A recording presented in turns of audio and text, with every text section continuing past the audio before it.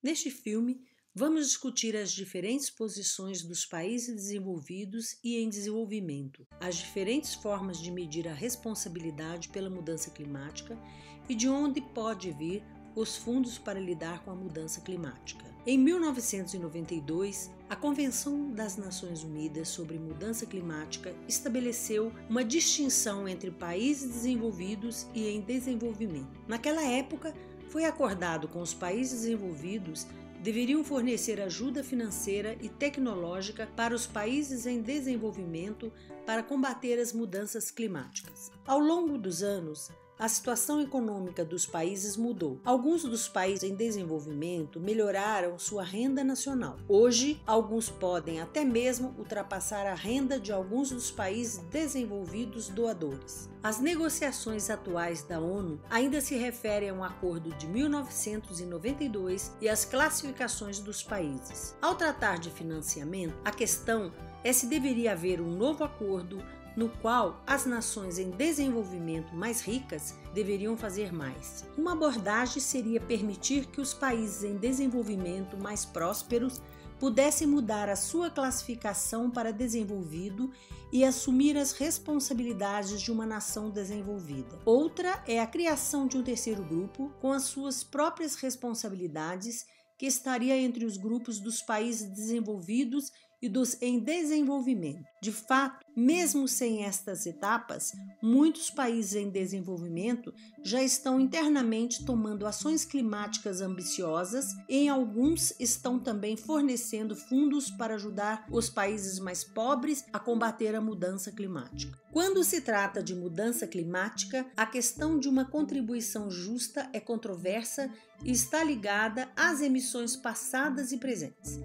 Por exemplo, os países desenvolvidos têm emitido mais CO2 desde a Revolução Industrial, mas os países em desenvolvimento estão se aproximando. Por causa de suas economias em rápido crescimento, os países em desenvolvimento terão que fazer um grande esforço para reduzir suas emissões. Estima-se que investimentos extras de 760 bilhões de dólares por ano são necessários em setores como de transportes e energia. Na Conferência de Copenhague, em 2009, os países desenvolvidos prometeram 100 bilhões de dólares até 2020 para ajudar as nações em desenvolvimento nos seus esforços para reduzir as emissões de carbono. O Acordo de Paris irá definir metas de ações climáticas para até 2025 ou 2030.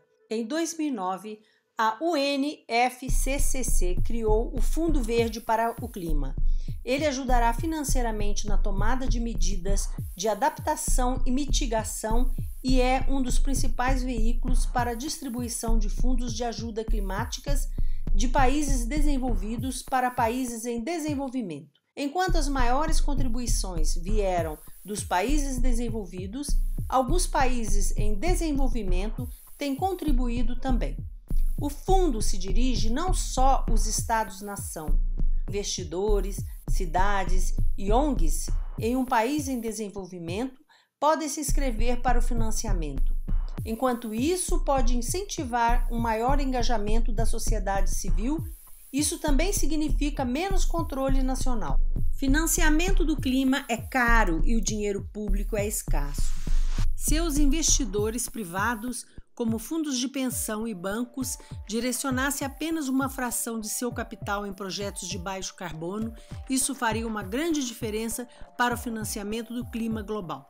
Para atrair investimentos, os governos podem criar um ambiente político adequado, com incentivos e redução de riscos ao efetuar investimentos juntamente com o setor privado. Alguns países em desenvolvimento têm insistido que a ajuda do clima nas negociações da ONU deve consistir essencialmente ou unicamente no dinheiro público. É impossível forçar os investidores privados a ofertar dinheiro e assim os países em desenvolvimento podem estar preocupados que estes investidores não se comprometerão.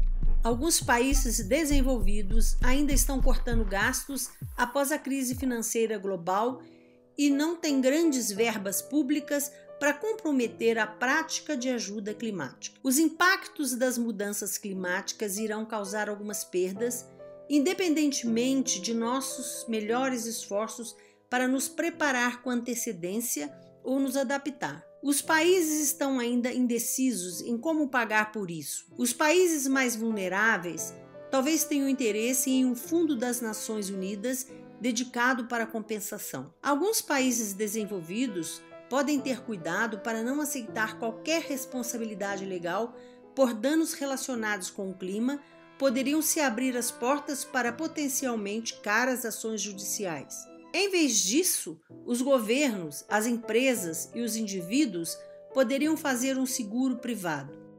Atualmente, este seguro cobre apenas uma pequena parte das perdas de catástrofes naturais, então não há muito espaço para melhorias. Sem seguro, inevitavelmente, os governos e os contribuintes vão acabar pagando a conta.